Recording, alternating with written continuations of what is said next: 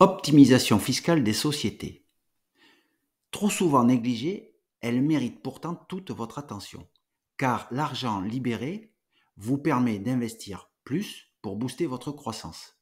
Warren Buffett, plus grand investisseur de tous les temps, déclarait que chaque dollar investi peut rapporter 10 dollars en croissance des bénéfices. Alors qu'est-ce que l'optimisation? À ne pas confondre avec la fraude ou l'évasion fiscale totalement illégale. L'optimisation est un processus légal qui permet de doper les finances de votre entreprise, puis d'utiliser l'argent dégagé pour investir davantage. C'est un cercle vertueux. Argent égale investissement égale croissance égale résultat. Quels sont les flux fiscalisés? On trouve traditionnellement trois flux: les revenus, la cession et la transmission, c'est-à-dire donation ou succession.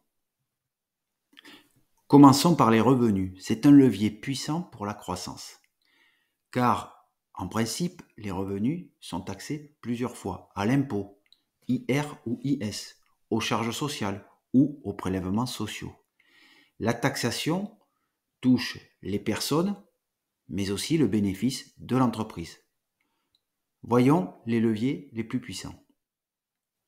D'abord, la rémunération du CIO. Il peut être salarié ou non salarié, TNS. Le TNS paie moins de charges. Le CIO peut aussi décider de percevoir moins de rémunération pour augmenter les investissements, booster la croissance et gagner plus de main. La rémunération des collaborateurs. Les charges sociales peuvent représenter 90% du salaire net, hors impôt sur le revenu. Privilégier les rémunérations alternatives.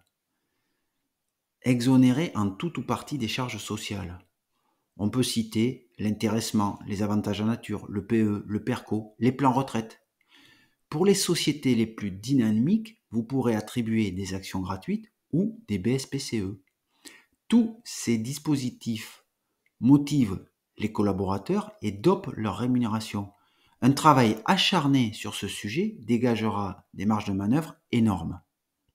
La cession. Voyons les flux liés à la vente. C'est un moment critique, surtout si vous envisagez d'investir dans de nouveaux projets. Moins vous paierez d'impôts, plus vos capacités d'investissement seront fortes. On peut vendre le fonds de commerce ou les titres de la société. La fiscalité n'est pas la même. On peut profiter d'abattements pour départ en retraite ou cession de PME nouvelles. Enfin, vous pouvez bénéficier d'une exonération quasi totale si vous vendez via votre holding. Il faut anticiper et construire une stratégie personnelle. N'attendez pas, sinon vous paierez le prix fort. Parlons de la transmission. La transmission de votre entreprise reste un moment crucial pour l'emploi et pour la préservation de votre patrimoine. En France, seuls 17% des sociétés sont transmises dans le giron familial, contre 90% en Suède et 60% en Allemagne.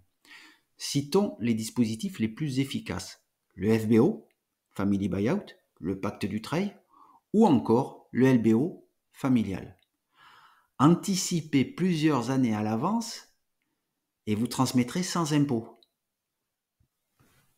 Pour conclure, l'optimisation reste incontournable pour les CIO en quête de croissance et de protection de leur patrimoine. L'optimisation des revenus demeure votre meilleur atout pour propulser votre croissance à court terme, car les économies générées sont immédiates et propices à de nouveaux investissements créateurs de valeur.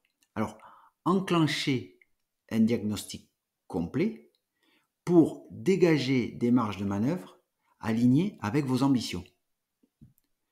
Pour aller plus loin, vous pouvez consulter nos articles en ligne sur l'optimisation des rémunérations. Vous pouvez également me contacter directement à l'adresse mail qui s'affiche sur l'écran. À très bientôt.